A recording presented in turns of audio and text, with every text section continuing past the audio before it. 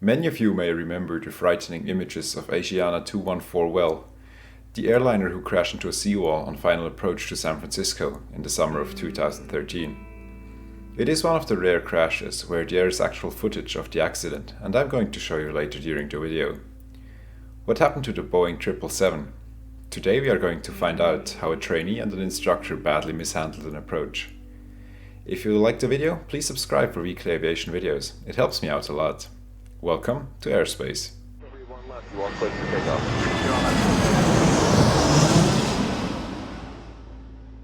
Asiana 214 had almost completed its 10.5-hour flight from Seoul, South Korea to San Francisco. It was a nice July day around 11 AM when the crew started their briefing for the approach to runway 28 left. The cockpit crew consisted of 4 pilots that day: a captain that was undergoing training in the left seat as pilot flying, an instructor captain as pilot monitoring the right seat, a first officer observing them on the third occupant seat behind them, and a further relief captain that was resting in the passenger cabin at the time of landing. During the approach briefing, the crew noticed and discussed that the glide path of the instrument landing system for runway 28 left was out of service. Therefore, they expected to fly a so-called visual approach, during which the crew would solely rely on visual clues for landing. As they had expected, the air traffic controller in charge cleared them for a visual approach to runway 28 left. Visual approaches are very fun to do since they give the pilot a lot of freedom in how to choose the approach path and may sometimes shorten a cumbersome approach to a much leaner one. But while they are fun, they are also challenging at times, requiring great coordination between both pilots and a shared mindset on how to fly the approach. The crew of Asiana 214 accepted their visual approach clearance and turned onto their final approach path. At this time, the plane was on a correct 3-degree glide angle to runway 28 left. Moments later, air traffic control ordered the flight to reduce the speed to 180 knots, a common request. The crew complied and started to reduce their speed by decreasing their rate of descent. When they achieved the correct speed, they found themselves above the glide path. The instructor pilot remarked several times that the airplane was flying a bit too high, and the trainee responded with control inputs, but insufficient ones. This state continued until the plane passed the point 5 miles from touchdown, where the crew reduced their speed to achieve the final flap setting. While doing this, they increased their excess altitude even more.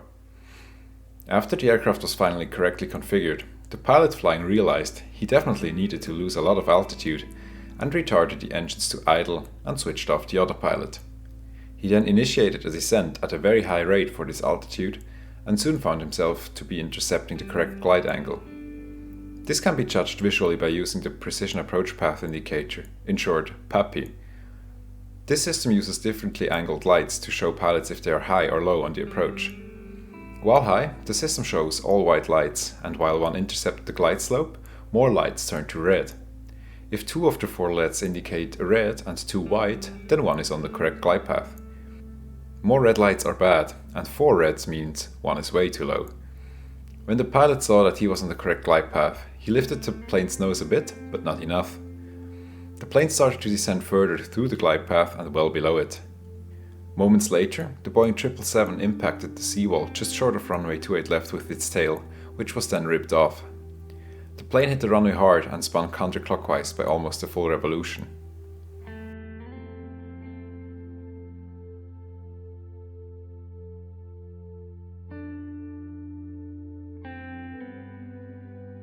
But what happened, and how could a sophisticated and fully working airliner crash on a sunny day after no indication of any problems? This case, like most others, has many sides to it. Let's begin by looking at the strategy the pilots used to fly the approach. They intercepted the final horizontal course of the runway using the plane's autopilot, and then adjusted their descent using the vertical speed feature of the autopilot. With this, any given descent rate can be set, and the plane will attempt to fly it. For this approach, the initial vertical speed set was too low and the airplane deviated to the high side of the approach path. Regardless, as is procedure, the pilot selected their target altitude for the missed approach to 3,000 feet. This means they told the plane's flight computers that in case they would have to fly a missed approach, the plane should climb back 3,000 feet. At this time, the autopilot and the flight directors were still on. While most of you will know what the autopilot is, the flight director may need some explanation.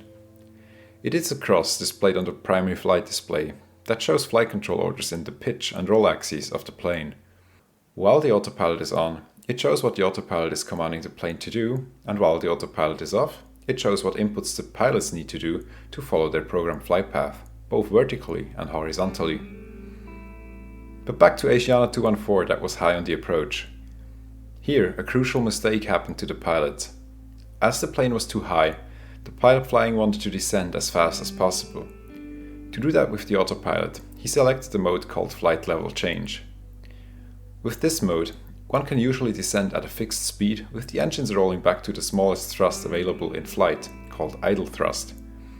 But since they already selected a higher altitude, 3,000 feet, which was above them, for the missed approach, the plane's computer assumed they wanted to climb to that altitude and started to raise the nose and accelerated the engines. Immediately realizing his mistake, the flying pilot stopped the forward motion of the thrust levers and so hindered the engines from speeding up. However, and here lies the crucial point, his action also changed the mode of the automatic thrust control to hold. In this mode, the automatic thrust control will hold the last value that the thrust levers were set at, which was in this case idle thrust, the minimum the engines can deliver in flight, which is not much at all. None of the three pilots realized this mode change and assumed that the automatic thrust control would take care of the appropriate airspeed.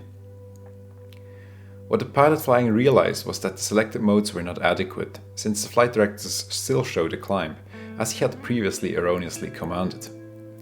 Seeing this, he switched off the autopilot and ordered the flight directors to be switched off as well. Now flying by hand in great weather with the runway in sight straight ahead, all seemed to go well, but there was one more crucial mistake. The instructor pilot only switched off the flying pilot's flight director. In doing so, the strange combination of climb mode and idle thrust remained active. Had both flight directors been switched off, the automatic thrust control would have resumed its duties and controlled the final approach speed. The pilots now continued their approach in this skewed configuration of automatics and assumed that the pilot flying would control the plane's path and the computers would take care of the speed. With the engines in idle and the aircraft fully configured, the pilot flying descended in a very steep angle until he reached the desired approach path.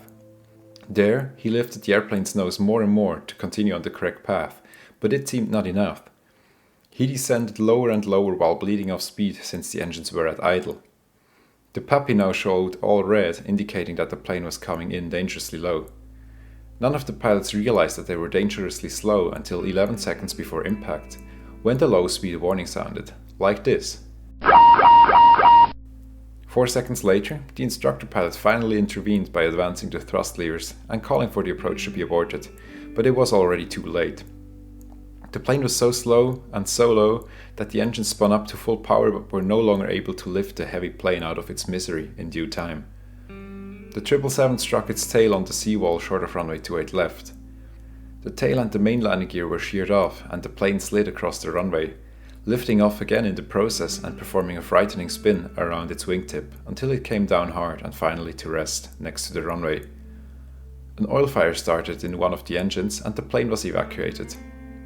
3 people died in that accident. 2 of them were not wearing seatbelts and were thrown off the plane during its violent spin. The 3rd occupant died of impact forces. Had one of the pilots dutifully watched their approach speed as they should have, or initiated a missed approach as they should have on multiple occasions during the approach, due to being too high or too low, this spectacular accident could have been avoided. The final report on the matter concluded that the pilot's mismanagement of the descent and automatics was the main cause for the accident. But they also noted that the Boeing 777's complexity of the autoflight system was a factor, as it was in the crash of Emirates 521. I have a video on this as well, if you're interested. Link popping up in the top right corner. Airplane crashes are no laughing matter. Still, someone, allegedly a summer intern at the National Transportation Safety Board of the United States, decided to leak the alleged names of the flight crew members involved, and San Francisco television station KTVU decided to air this. I guess someone really didn't bother to listen closely. See and listen for yourself. We have new information now also on the plane crash. KTVU has just learned the names of the 4 pilots who were on board the flight. They are Captain Sum Ting Wong, Wee Tu Lo, Ho Lee Fook, and Bang Ding Ao. The NTSB has confirmed these are the names of the pilots on board Flight 214 when it crashed. We are working to determine exactly what roles each of them played during the landing on Saturday. Thank you very much for watching. Next week we are going to take a look at the frightening case in which the engines of an Airbus A330 suddenly stopped responding. If you liked the video, please subscribe if you think I earned it. See you in the next one.